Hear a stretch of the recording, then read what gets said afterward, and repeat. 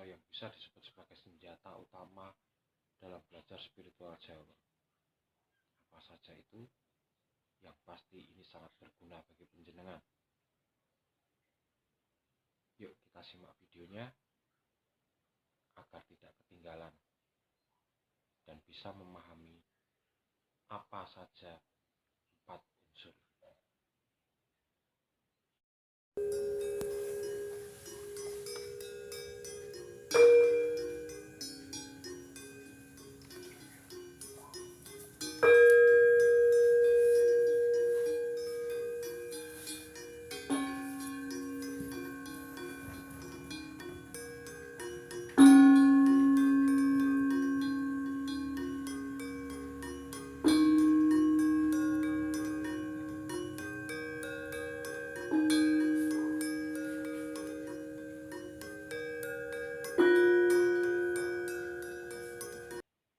Baik sedulur, kula nuwun. Jumpa lagi dengan saya Tubagus Purnama. Semoga semua makhluk berbahagia, salam sejahtera buat kita semua. Baik, 4 unsur utama dalam menjalani spiritual agar tidak kesasar, agar tidak salah jalan, agar sesuai dengan koridornya atau blueprintnya. Yang pertama adalah nafas.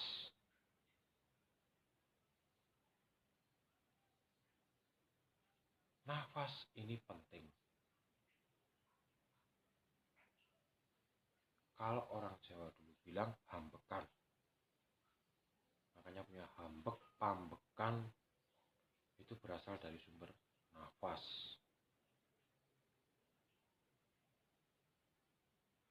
Inti dari kehidupan ini adalah nafas.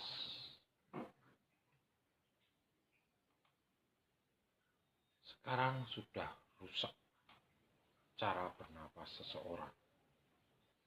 Makanya menghasilkan tidur mendengkur, asma, TBC paru-paru.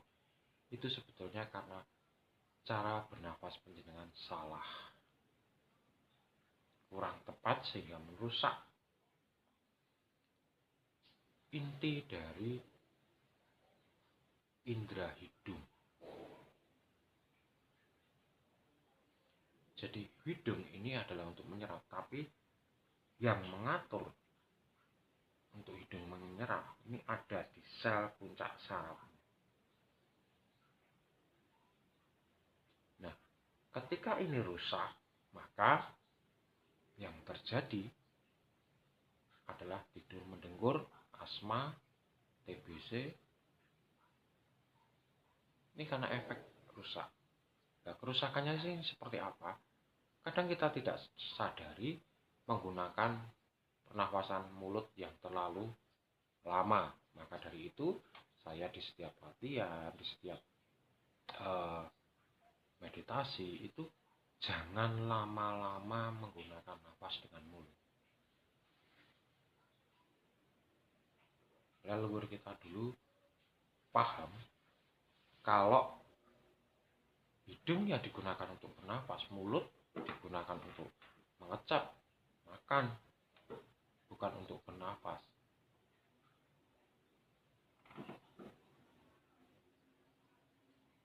Nah, inilah makanya para olahragawan sekarang, para atlet sekarang banyak terjadi salah kaprah sehingga kerusakan pada sel utama penggerak hidung, sehingga tidurnya bisa mendengkur, bisa punya penyakit asma, bisa terkena juga TBC.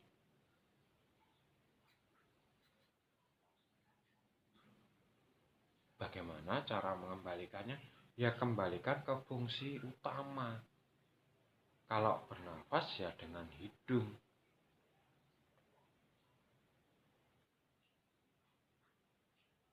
Karena ini termasuk 4 unsur utama dalam hidup.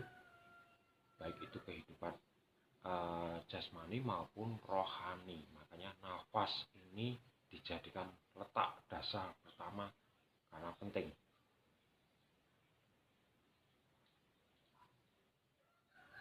Nah, kalau orang meditasi itu fokus pada gerakan nafas, bukan fokus pada titik ujung hidung, tidak. Tapi fokus pada gerakan nafas dirasakan. Pikirannya agar tidak kemana-mana, tapi difokuskan ke nafas. Dan mungkin leluhur kita, simbah-simbah kita dulu juga ngomong, pernah ngendiko, kalau makan jangan sambil ngomong, nanti tersedak. Kalau sudah tersedak, salah, bisa lewat. Nah, ini juga salah satu unsur yang merusak nafas. Karena kalau suara itu didorong oleh nafas, sedangkan pada saat itu bersamaan kita juga memasukkan makanan atau apapun yang ke dalam. Tapi kalau suara itu keluar.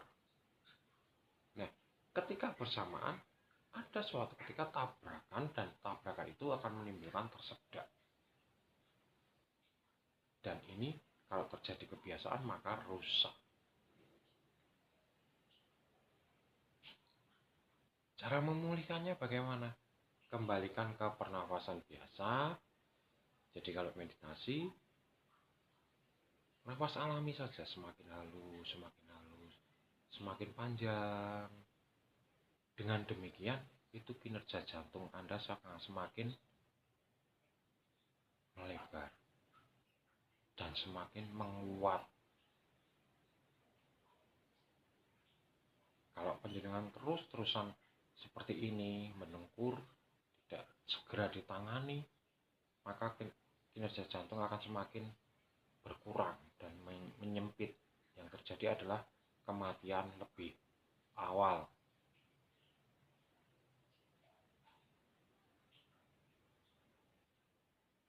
Ini yang pertama. Maka dari itu penting olah nafas. Kalau di model-model sekarang dalam meditasi disebut prana. Ini sangat pokok dalam unsur kehidupan maupun kehidupan rohani maupun jasmani. Kemudian unsur yang kedua itu apa? Aktivitas. Seseorang itu dituntut beraktivitas, bergerak untuk menciptakan kreasi maupun menciptakan apa saja yang bisa bermanfaat, baik untuk pribadinya maupun orang lain.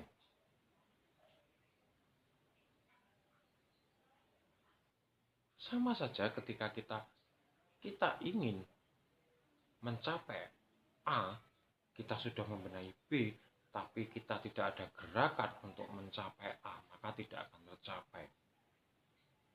Nah, disinilah pentingnya gerakan. Jika ingin kembali ke spiritual Jawa, ya sudah, benahi dulu nafasnya, baru kita adakan gerakan, entah itu meditasi yang secara rutin. Di samping gerakan ini berguna buat sesama, juga berguna untuk diri sendiri, menjaga sistem kerja dari tubuh agar berfungsi dengan baik.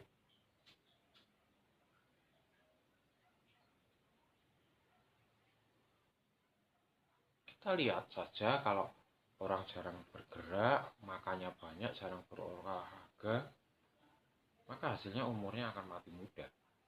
Saya yakin.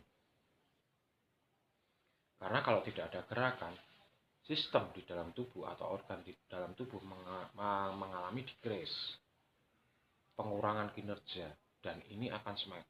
Nah, kalau kita mendadak digerakkan secara frontal, maka yang terjadi stressing, kaget. Nah, kalau kaget bisa berbahaya, maka timbul seperti stroke. timbul seperti jantung bocor, ginjal bocor. Nah, disinilah pentingnya aktivitas. Nah, kalau di dalam agama Hindu disebut yama, beraktivitas. Sama, spiritual juga harus melalui itu. Pokok nafas, kemudian aktivitas, baru yang ketiga adalah suwung. Nah, suwung ini tentang hasil, bukan tentang proses. Kalau proses tadi ada di aktivitas, kita sudah berusaha, kita mau. Nah, ketika suwung ini sudah diserahkan. Nah, kalau orang sudah mencapai kesuwungan tiap hari, maka yang terjadi adalah kepasrahan, semeleh.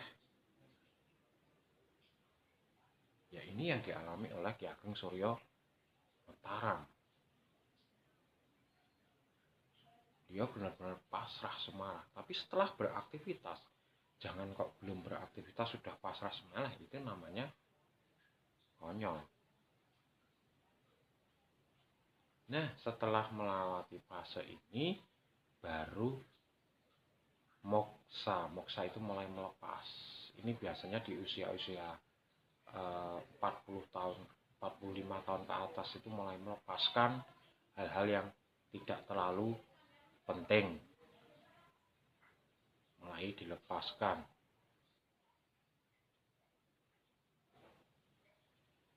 Jadi demikian, ini adalah 4 pokok unsur dalam mempelajari spiritual, dalam berkehidupan untuk sehari-hari, baik jasmani maupun rohani. Jadi jangan lepas dari 4 unsur ini, antara nafas, aktivitas, suwung, dan yang terakhir moksa. Maka keyakinan saya kalau menjalani ini, panjenengan akan dijauhkan dari segala macam penyakit, kehidupan panjenengan akan nyaman, tenang, dan bahagia, tidak terburu-buru, dan yang tentu akan panjang umur. Demikian sedulur, kalau ada salah kata saya mohon maaf yang sebesar-besarnya. Dan lain kata, saya Dibagus Purnama mengucapkan rahayu, rahayu, rahayu, matur nuwun.